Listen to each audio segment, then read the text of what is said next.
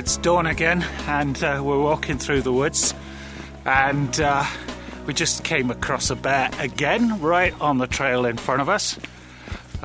Getting to be the norm, really. And we had a great session last night under the stars, the Milky Way. Fair bit of light pollution, but I still think the shot will work. So well pleased, right in the middle of a pretty intensive time of photography now, but it's going well.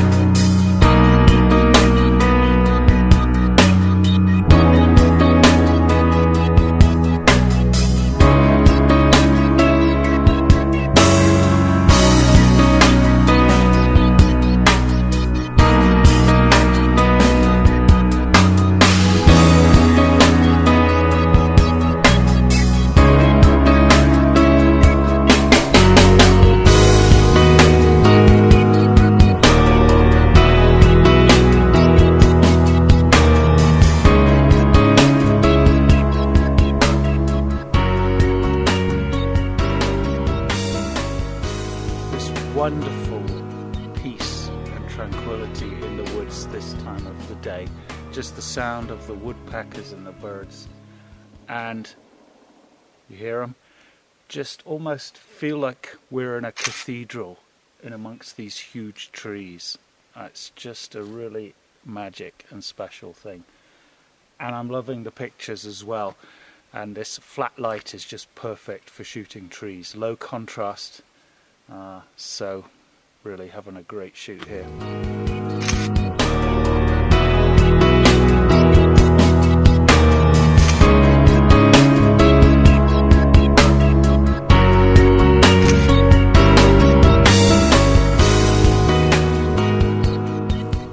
Been engrossed here in the woods for a couple of hours now, I guess. Up top above us you can see the sun's hitting the tops of the trees, but down here still haven't got that problem. Probably got another few minutes before contrast starts to become a real problem.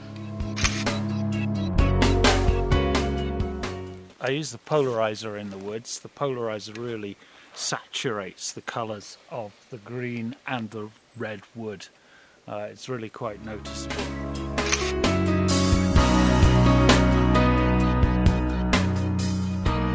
So I've got a shot set up here. I've filled the frame with wood. I'm going to check my focus now using live view. We did that in a how it's done tutorial some time back. So I zoom in really tight and then open up my aperture to maximum aperture, and now fine tune my focus there. Stop back down to whatever aperture I want to shoot at, in this case f16, and zoom back out and shoot. Because I'm using live view as well, I don't need to worry about mirror lock, which I would do normally with exposures with long lenses.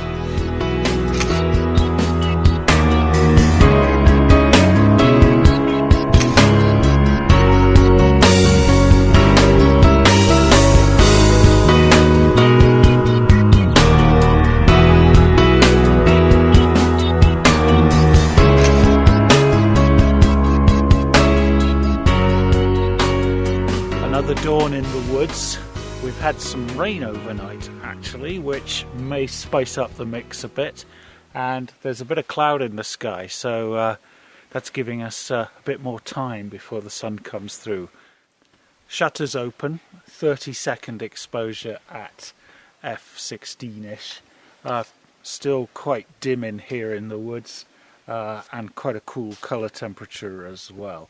I'm using a polarizer. I virtually always use a polarizer in the woods. It really saturates the damp vegetation, the colours. And there's the shot. I'm really quite pleased with the strong shapes in that picture there. as always with all compositions, it's about really honing in on the detail we want, making sure there's nothing in the frame that doesn't deserve to be there.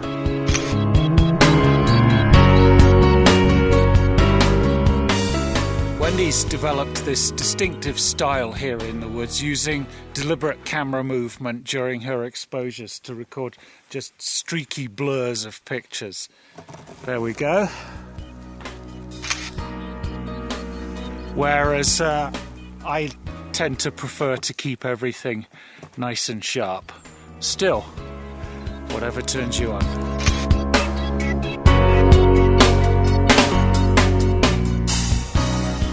What you up to, David? This fallen tree shooting its roots from, oh, it's just such a, if you look here, just such a kind of beautiful textures and shapes and tones in there, minimal colour, just nature's art really, great fun. I've been using this 70 to 200mm lens virtually all the time here in the woods. It's been such a useful tool just for getting in tight on details.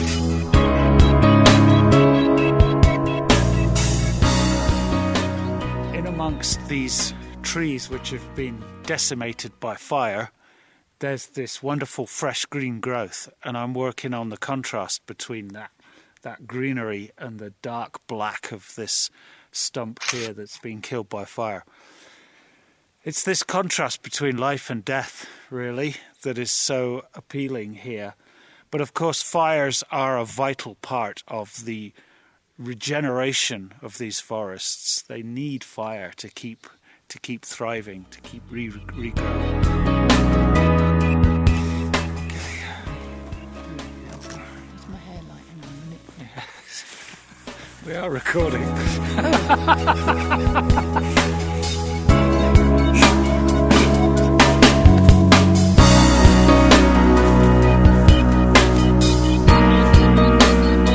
Beautiful morning here in the woods. Just gorgeous.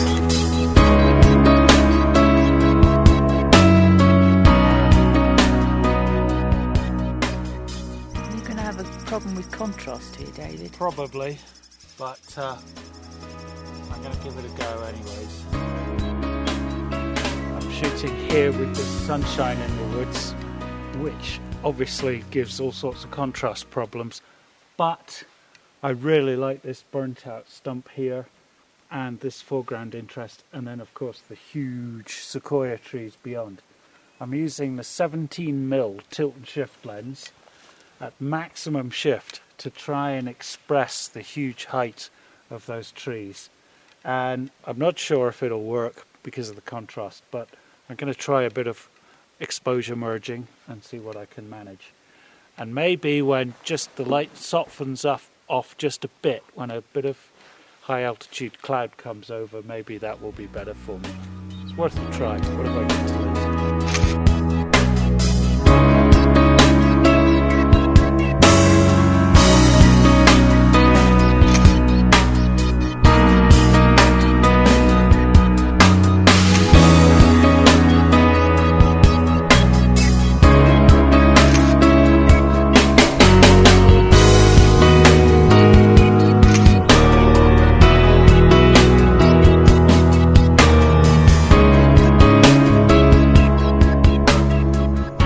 11:15 and we've been out since 5 o'clock this morning.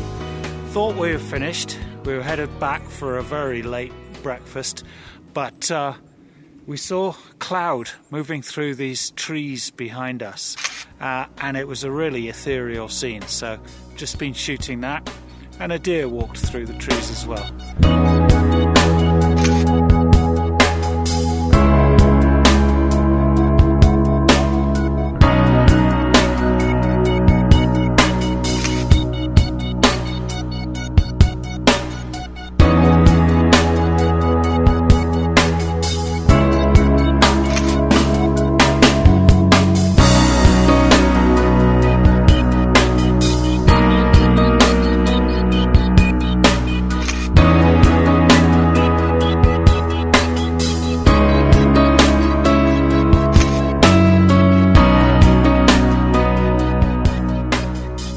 come back here. This is Hanging Rock for the third time at this location.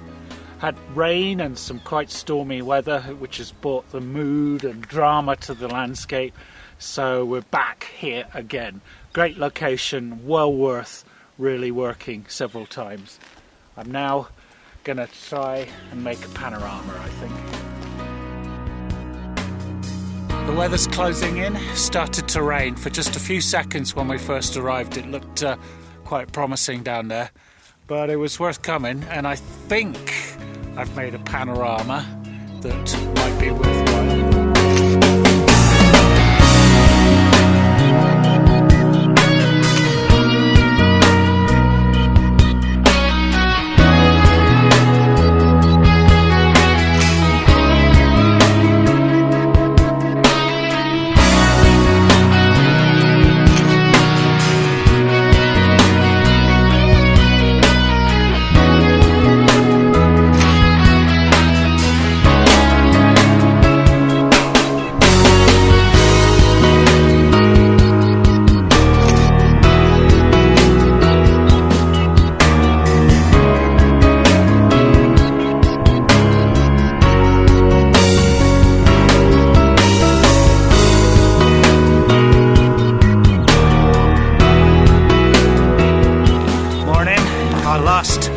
Full day here in the Sierra Nevada, and we're out to do a shot in the Kiwau Valley. There's actually snow on the top of the Sierras today. Weather's changed, much cooler, much fresher, and we want to make the most of this last day here.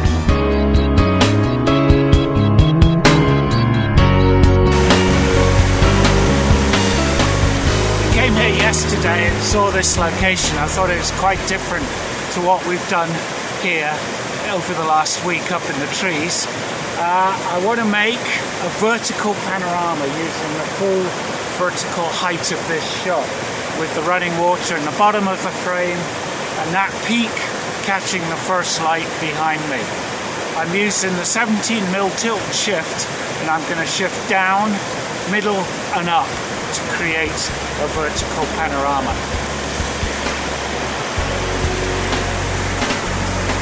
Now we're just waiting for the first light on that hill above, and I've set up, I'm all ready. I can do a straight shot using the 17mm tilt and shift, no need for a vertical panorama.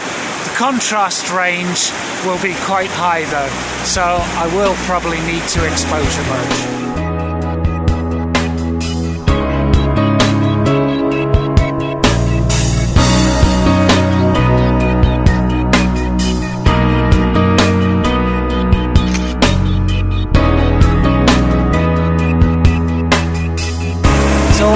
Now you can see how the light on the hill there is reflecting in the water down below, giving this golden glow to the shot, which contrasts beautifully with the cool blue color temperature of the light down here in the valley. I think this shot could work quite well.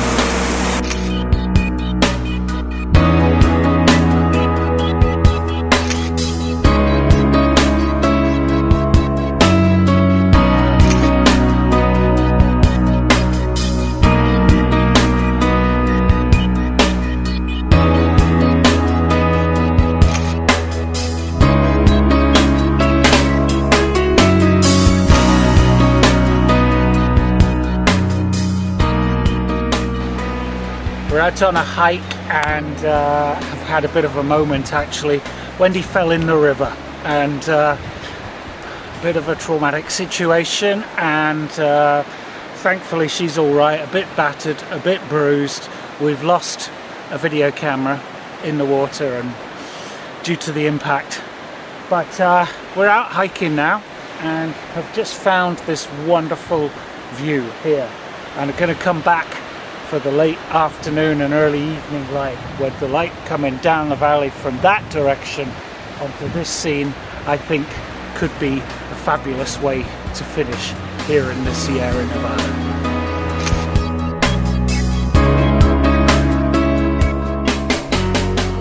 Well, we're back here. It's 4:30 and the angle of the light is getting good. About another half an hour, 45 minutes, it will be side lighting. Well, it's already side lighting this scene, but it'll be lower, and I reckon prime time, the decisive moment for this picture. Here for this shot I have again the 17mm TSE lens.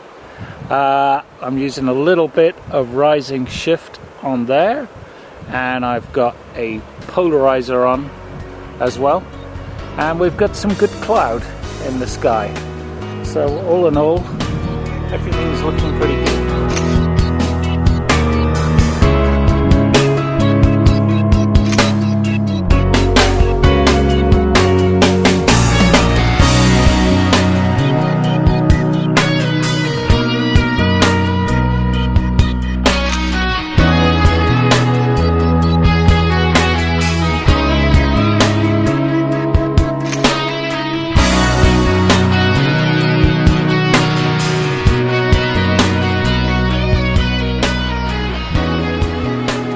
Probably see behind me absolutely beautiful, gorgeous early evening light painting the landscape here.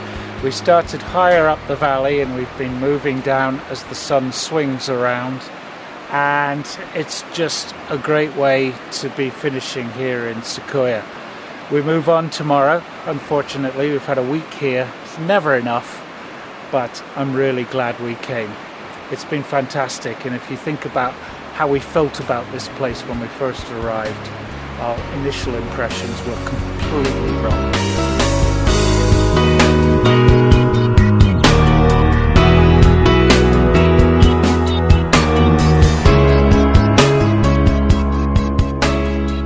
So we have come now to California's famous Big Sur coast for a rendezvous with an equally famous F11 member, Bruce Alexander, winner of the 2014 Your Vision Portfolio category competition. So Bruce, where are we now? This is Point Lobos State Beach, and it's a very famous state park, and Ansel Adams used to hang out here. Never heard of him. Yeah. So this is the crown jewel of the state park system in California.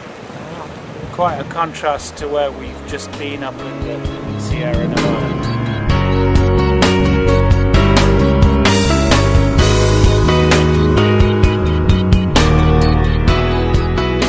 We first met Bruce on a course in the Yorkshire Dales, and I will feel eternally guilty for the fact that we left him at Settle railway station in the pouring rain, forlornly waiting for a train that was due in about 3 hours' time. It was flooding there at the time, I believe. Flooding. It was flooding. And We yet, left him there. he's come back subsequently for 3 more workshops. I'm a glutton for punch. There's your light. There's your light.